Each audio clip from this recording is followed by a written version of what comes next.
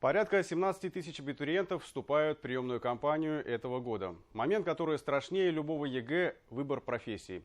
Тысячи бюджетных мест, сотни специальностей, среди них и журналистика. Сегодня, когда новости стали частью жизни каждого, как никогда важно понимать, кто эти люди, которые приносят их в ваш дом. Что их держит в профессии? Об этом мы поговорим с нашей гостьей, уроженкой Уфы, журналисткой федеральных телеканалов Юлией Гамаевой. Юлия, здравствуйте. Первый вопрос. И позвольте напомнить, что вы начинали на БСТ. Вообще, каково было вернуться сюда вот спустя 20 лет и просто посмотреть на наш телецентр?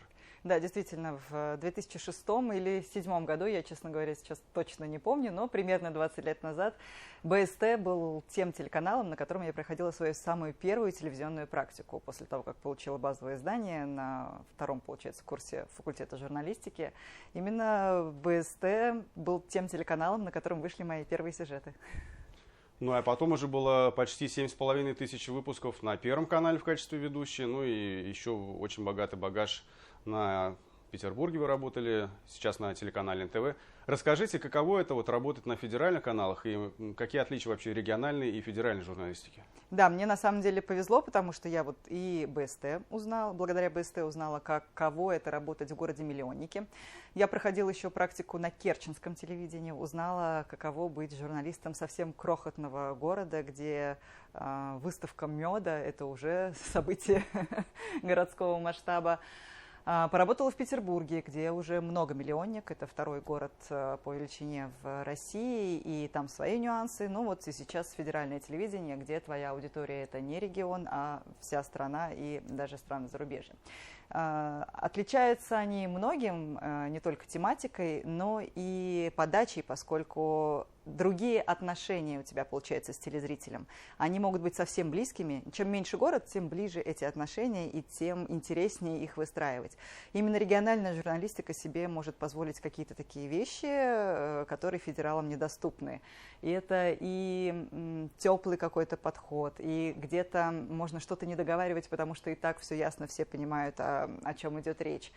В федеральной журналистике другие нюансы. В первую очередь ты понимаешь, что ты рупор не только на всю страну, но и ты представляешь страну за ее пределами. То есть готовя, например, перед Олимпиадой 2018 года сюжеты про... Тогда начались проблемы у наших спортсменов с допуском на Олимпиаду, различные вот эти допинговые скандалы. И мы понимали, что каждый наш сюжет идет напрямую на стол главе МОКа, Международного олимпийского комитета. Баху все на стол складывается, и, соответственно, пишешь сюжеты не только для своего зрителя, не только для российского зрителя, но и лично на стол в руководство Олимпийского комитета. Таким образом, пытаясь повлиять как-то на ситуацию и донести то, что не может донести спортсмен, потому что у него нет такого рупора, как есть у федерального телевидения. А что почувствовали, когда вот впервые сели в кресло ведущей Первого канала? Все-таки это одни из главных, наверное, новостей в нашей стране, и не только в нашей стране, в странах СНГ тоже. Я понимаю, о чем речь. Я, кстати, до сих пор помню этот момент, поскольку я пришла устраиваться на Первый канал после переезда в Москву просто как журналист. Мне очень хотелось в преддверии Олимпиады, в преддверии чемпионата мира. Я большой фанат спорта, благодаря тому, что выросла в Уфе и повзрослела в Петербурге, соответственно, и хоккей, и футбол. Это, наверное, две самые большие мои страсти в жизни.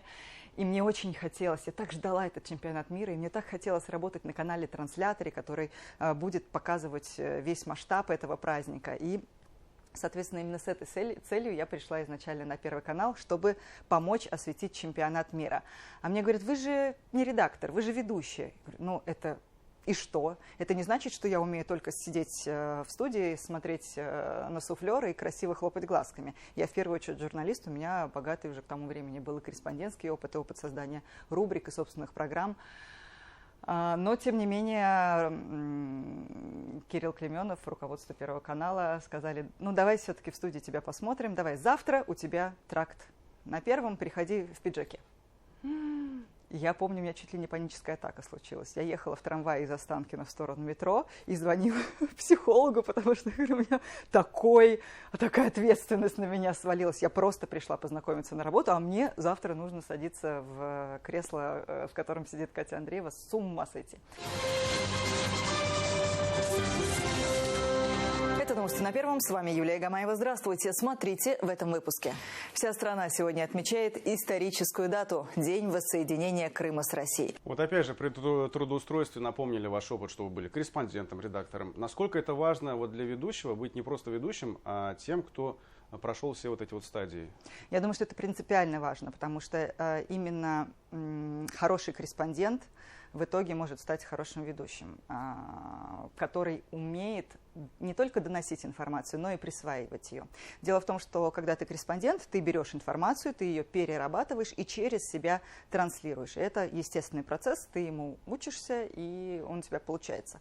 А когда ты ведущий, все практически тексты, ну, ты не был в этой ситуации, ты не прошел через нее так, как корреспондент. Поэтому часто ведущие могут столкнуться с такой особенностью, что они читают текст отдельно, они там отдельно. Эмоции через себя текст не пропускают и, соответственно, не присваивают ее. И вот я всегда учу ведущих, и сама тоже через это прохожу, присвоение текста. И это гораздо легче делается, когда у тебя есть опыт корреспондентства, и ты понимаешь, каково это. Ты понимаешь, каково корреспонденту сейчас на выезде, понимаешь, какую работу он проделал.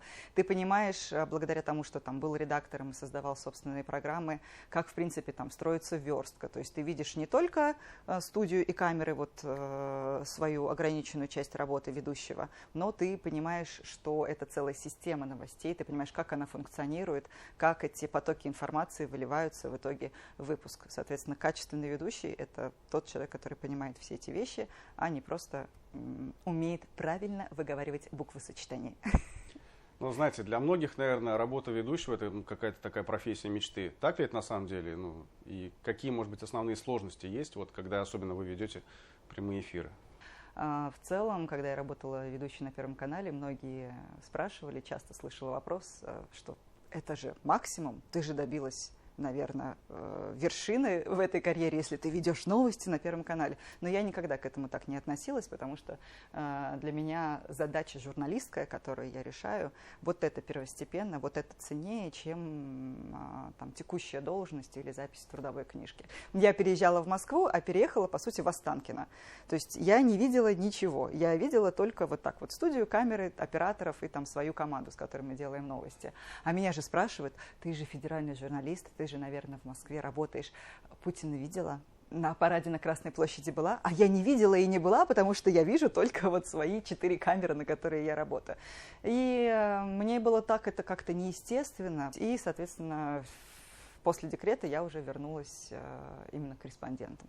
Ну, сейчас вы знаете не только Москву, но и другие страны. Вы журналист кремлевского пола, и Путина, собственно, тоже видели. Наконец-то. Да, расскажите вообще, каково это вот быть таким журналистом первого лица нашей страны, и как вообще, насколько тяжелая работа, так сказать, по времени, ненормированный график, и как справляетесь с этим стрессом, что ли, в процессе работы? Я бы не сказала, что эта работа чем-то отличается от других там кардинально, потому что это та же журналистская работа, которую ты проделываешь каждый раз, и неважно, какая это съемка в театре, это съемка на месте происшествия, это съемка какого-то решения социального вопроса или это освещение вопросов в Кремле. Чаще всего работа корреспондента кремлевского пула – это несколько часов ожидания, потом 20 минут очень интенсивной работы, потом еще, сколько уже до эфира осталось, столько все в огне, и ты в огне, и все горит, и все быстрее, все под эфир. И, собственно, вот, наверное, это такая особенность, которая отличает именно паркетные съемки от остальных в остальном.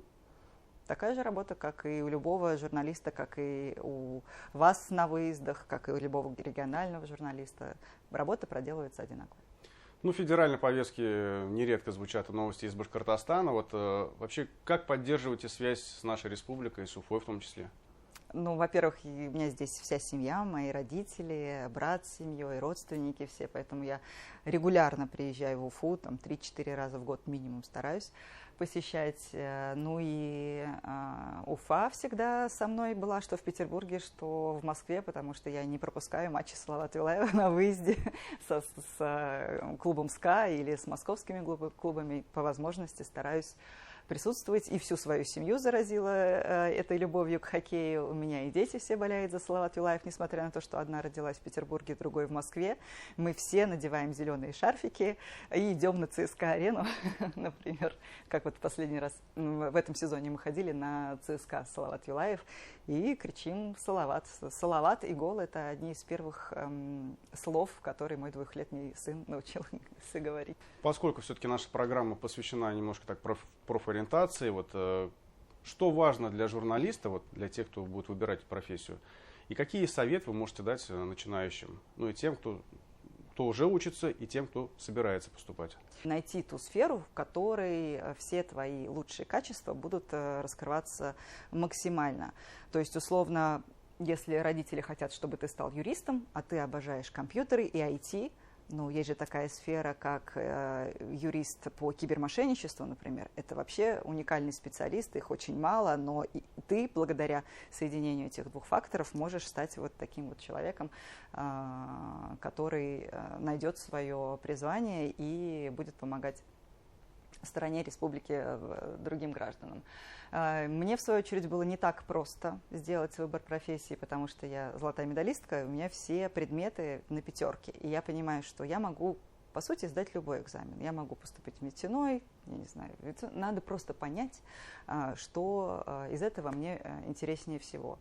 И в чем моя суперсила, почему вообще у меня получается учиться на 5. Я поняла, что я быстро обрабатываю информацию, я ее легко запоминаю, я ее легко усваиваю, могу интерпретировать и там у доски преподнести еще и с фаер-шоу, условно.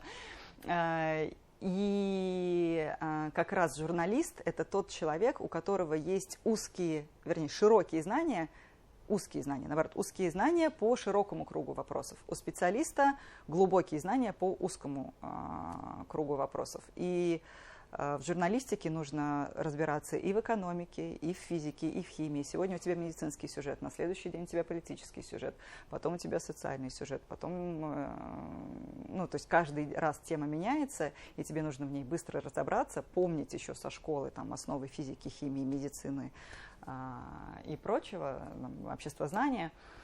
И действительно, ну и плюс я читала стихи, так, что все заслушивались. Вот эта вот работа со словом и умение говорить так, чтобы тебя услышали, это тоже какой-то врожденный талант, который нельзя не использовать. В целом, кстати, с психологом тоже мы как-то проговаривали этот вопрос, как понять, что ты выбрал ту профессию, о которой ты мечтал. Надо вспомнить, с кем ты хотел стать в детстве, и не только саму профессию, но вспомнить, почему. То есть, условно, ты хотел стать водителем автобуса, но почему? Потому что ты любишь технику или потому что ты помогаешь людям, чтобы они быстрее добирались на работу с удовольствием. И понять, реализуется ли вот эта вот цель сейчас в твоей жизни. Я в детстве мечтала стать балериной. Я ходила в наш Башкирский театр оперы и балета, завороженно смотрела «Лебединое озеро» и другие постановки. И мне очень нравилось в балете вот этот момент, во-первых, софиты, зрители, и вот эта вот видимая легкость, с которой балерины делают свою работу, за которой на самом деле стоит огромный труд, который остается за кадром, который остается в данном случае за кулисами, за сценой.